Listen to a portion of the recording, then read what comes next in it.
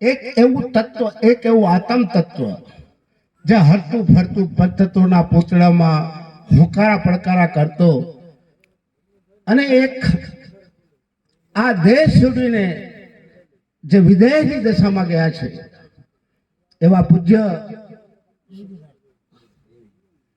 દેવજી બાપા માજી સરપંચ આપણી વચ્ચેથી ગયા છે ત્યારે જન્મ મરણ જસ અપજસ લાભ અને હાનિ આ જે છ તત્વો, આ છ વસ્તુઓ છે ને એ મારા ને તમારા હાથની વાત નથી. ન જન્મ હાથની વાત છે, ન મૃત્યુ હાથની વાત છે, ન જસ ન અપજસ ન લાભ ન હાનિ. આ બધા કુદરતને આધીન છે અને સમય થાય ત્યારે સૌને જવું પડતું હોય છે. समय समय बलवान है नहीं पुरुष बलवान, काबे अर्जुन को लूटियो वही धनुष वही बाण. समय समय નું કામ કરે. દેવજી બાપાને બે વખત હું મળ્યો છું સરપંચ હતા ત્યારે. તલાટી હાઉસમાં અમે સાથે મળ્યા, કંઈક કામ હતું એટલે તલાટી ત્યાં બેસેલા ખુરશી ઉપર અને બાપા આવ્યા અને આમ નીચે બેઠા. મારી એન્ટ્રી થઈ અને કયું સરપંચ ઉપસરપંચ કયું તો ભાઈ હતા શાંતિલાલ કરી એ બધા હતા. એટલે મેં સરપંચ તલાટીને એમ કીધું, તલાટી સાહેબ ઊભા થાવ. એટલે મને કે તમે કોણ છો? મેં તો હું જે હું તું ભાઈ તમે ઊભા થાવ. ઊભો થયો. કેમ? મેં તો આ સામે બેઠા એ કોણ છે? તો કે મારા સરપંચ છે. અને તું કોણ છો? તો હું તલાટી છું. એટલે તલાટીની કક્ષા અને સરપંચની કક્ષામાં કઈ ફરક લાગે છે તને? તું એનો સચિવ છો. આ ખુરશી સરપંચની છે, તાવ બાજુમાં બેસ. બાપાને મેં કીધું બાપા ઊભા થાવ, ખુરશી ઉપર બેસો. મારો કહેવાનો મતલબ આવા ભલા ભલા લોકોને જેમને શિક્ષણ હતું પણ એક અનુભવ હતો છતાં પણ ગામની મર્યાદા જે આપણામાં દૂષણ આજે પણ ચાલે છે. હવે શિક્ષિત બનવું પડશે, સંગઠિત થવું પડશે અને આ બધું જે આપણા હક અધિકારો છે એના માટે આપણે જાગૃત થવું પડશે. સત્યવાણીનો દોર છે, પ્રસંગ એવો છે. પણ અહીંયા 100 વર્ષે પણ માવતર જાય ને તો સંતાનોને ખૂબ દુઃખ હોય, કારણ કે મા અને બાપ છે ને એ ઘરનું ઢાંકણ છે. દીકરાઓ આપણી પત્ની હોય, બાળકો હોય, પરપુત્ર હોય, આ બધા એ ઘરમાં જે તે કરતા હોય પણ એ જ્યારે ન હોય ત્યારે ઘરનું જે ઢાંકણ છે, ઘરનું જે શસ્ત્ર છે, ઘરનું જે રક્ષક છે એ મા અને બાપ છે. મા અને બાપ, હમણાં સાહેબે વાત કરી કે સાચા ગુરુ ક્યાં મળે, પણ પ્રથમ ગુરુ કહીએ માતા પિતા. મા છે ને એ પ્રથમ ગુરુ છે, દૂજા ગુરુ કહીએ પિતાજી. મા અને બાપને કારણે મારું ને તમારું અસ્તિત્વ છે.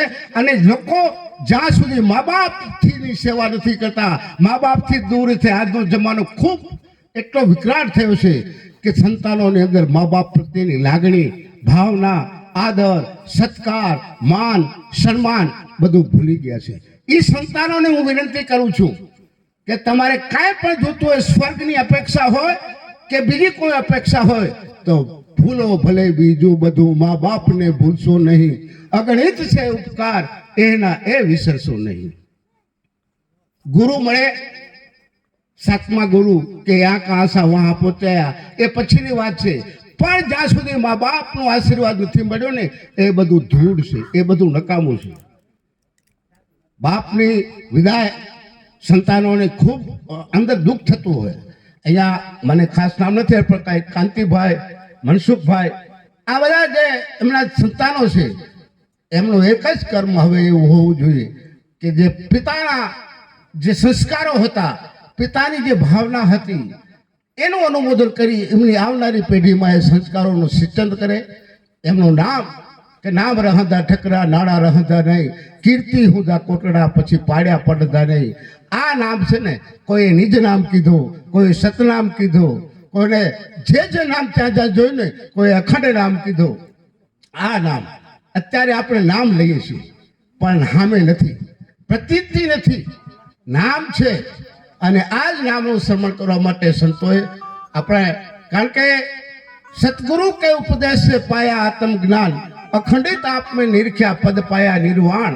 દાદા રામજીજી આ ખૂબ વાત કરી આપણી આ મેઘલી ગત માટે. સદગુરુ કે ઉપદેશ से पाया आत्म ज्ञान अखंडित आप में निरक्षा पद पाया निर्वाण निर्वाण पद निज रूप है ऐसो आप में जान કહે રામદેવ સુન ભાટી હરજી વોહી સંતનની શાન. સંતો માટે ઉજાગરા કરીએ છીએ, પણ સંતોની વાણી સંતનનું જે કાંઈ મારા ને તમારા માટે મૂડી મૂકી ગયા છે ને, જેમ હમણાં આપણે કીધું કે એક ઘડી આધી મેં પૂરી હાથ, એટલે એક પર સબઘટ મેરા સાંઈયા તમારા ને મારામાં ને આ જે બધામાં છે ને એ જ તત્વ છે.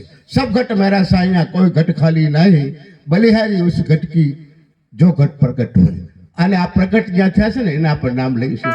હું ખોટે રસ્તે કદાચ ચડી ગયો છું, મારે જે વાત કરવાની છે એ વાત ઉપર આવું, કારણ કે આ મોડ પરની જે પાવન ધરા છે અહીંના જે રજકણો છે એમાં બાપા દેવજી બાપા પણ અહીંયા ફર્યા છે ને તમે બહુ ફર્યા છો. ત્યાં મોડ પર હું જાણું છું ત્યાં સુધી બડઘા પરિવાર, અને અમારા કચ્છમાં પણ બડઘા પરિવાર ખૂબ છે. મારા પિતાનું મોસાળ પણ બડઘા પરિવારમાંથી આવ્યું છે. એટલે બડઘા પરિવાર, અહીંયા મકવાણા પરિવાર, જે કોઈ પરિવાર છે, પણ આ ધરતી મોરપરની ધરતીમાં રાજા ચારણ ને વાણીઓ ચોથી નાનકડી નાર એતા ભક્તિ ન કરે ને કરે તો બેડો પાર. આ જનતા, આ ગામની જનતા જેને બબે દીકરીઓને એવા આશીર્વાદ આપ્યા છે, અથવા એમના કંઈ પ્રભુના સંસ્કારો હશે કે જેને નાનપણથી ભક્તિ સાથે નેહ લાગ્યું હોય, અને આજે હરિહર કરવા માટે એક એવી આલિશાન ધૂળમાં ધામા નાખીને આજે સરસ મજાનું ભક્તિમય વાતાવરણ કરી ત્યાં ભક્તિ કરી રહ્યા છે.